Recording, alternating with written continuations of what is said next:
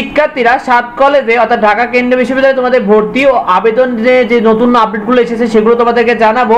শিক্ষার্থীরা তোমাদের ভর্তি নতুন আপডেট দেখো, বাংলা কলেজে কিন্তু বাণিজ্য ইউনিটের সিটের আসন সংখ্যা 140টি বাড়ানো হয়েছে, অর্থাৎ বাণিজ্য ইউনিটে তোমাদের সিটের সংখ্যা 1885 থেকে তোমাদের কিন্তু এখন 2025টি করা হয়েছে।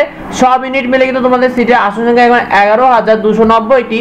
ঢাকা কেন্দ্রীয় বিশ্ববিদ্যালয়ে তোমাদের ভর্তি আবেদনের সময়সীমা কিন্তু তারা 14 আগস্ট পর্যন্ত বৃদ্ধি করেছে, অর্থাৎ যেটা 10 আগস্ট ছিল সেটা কিন্তু 14 আগস্ট পর্যন্ত বৃদ্ধি করেছে। তোমরা 14 আগস্ট পর্যন্ত আবেদন করতে পারবে।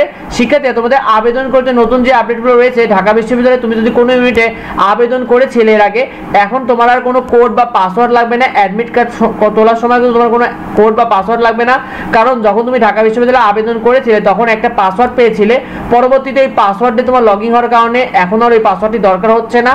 শিক্ষার্থীরা তোমরা যারা নতুন করে আবেদন করছো বা সেকেন্ড টাইমাররা যারা রয়েছে তাদের এই পাসওয়ার্ডটি মেসেজের মাধ্যমে পাবে পেমেন্ট করার আগে, যেটা আমরা ভিডিওর মাধ্যমে তোমাদেরকে দেখিয়ে দিয়েছি। বিশেষ দ্রষ্টব্য তোমরা বাংলা লিগ এবং টেলিটক সিমে তোমরা মেসেজটি পাঠানোর চেষ্টা করবে, গ্রামীণ সিমে পাঠাতে পারবে, তবে সেক্ষেত্রে অনেকেরই কিছুটা সমস্যা হচ্ছে।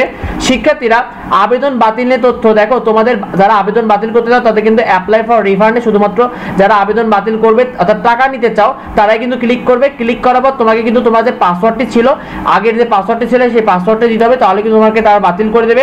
আর যারা ভর্তি পরীক্ষা দেবে তারা কিন্তু ভুলও এই অপশনটি ক্লিক করবে না, এতে কিন্তু তোমার আবেদনটি বাতিল হয়ে যেতে পারে। শিক্ষার্থীরা সব সমস্যার সমাধান তুমি দেখো, তোমার 3টি ডকুমেন্ট পাঠানোর মাধ্যমে তুমি সব সমস্যার সমাধান হবে, অর্থাৎ তোমার এইচএসসি রোল, তোমার বোর্ডের নাম, তোমার পাশের সাল, এইচএসসি, এই 3টা ডকুমেন্ট যদি তুমি পাঠাও তোমার সব সমস্যার সমাধান হবে। এই ক্ষেত্রে তোমার একজন শিক্ষার্থী যাতে আবেদন থেকে বঞ্চিত না হয় সেই জন্য কিন্তু ঢাকা কেন্দ্রীয় বিশ্ববিদ্যালয় একটি হটলাইন নাম্বার চালু করেছে, অর্থাৎ এই দুইটা হটলাইন নাম্বারে তোমরা কল করতে পারবে তাদেরকে, তাহলে কিন্তু তারা তোমাদের আবেদনে তোমরা ন্যূনতম সমস্যা ফেস করলে তারা কিন্তু তোমাদের এই সমস্যার সমাধান করে দেবে। আর যদি কোনো সমস্যা থাকে অবশ্যই ভিডিওতে কমেন্ট করো, আমরাও তোমাদেরকে সমাধান করে দেবো।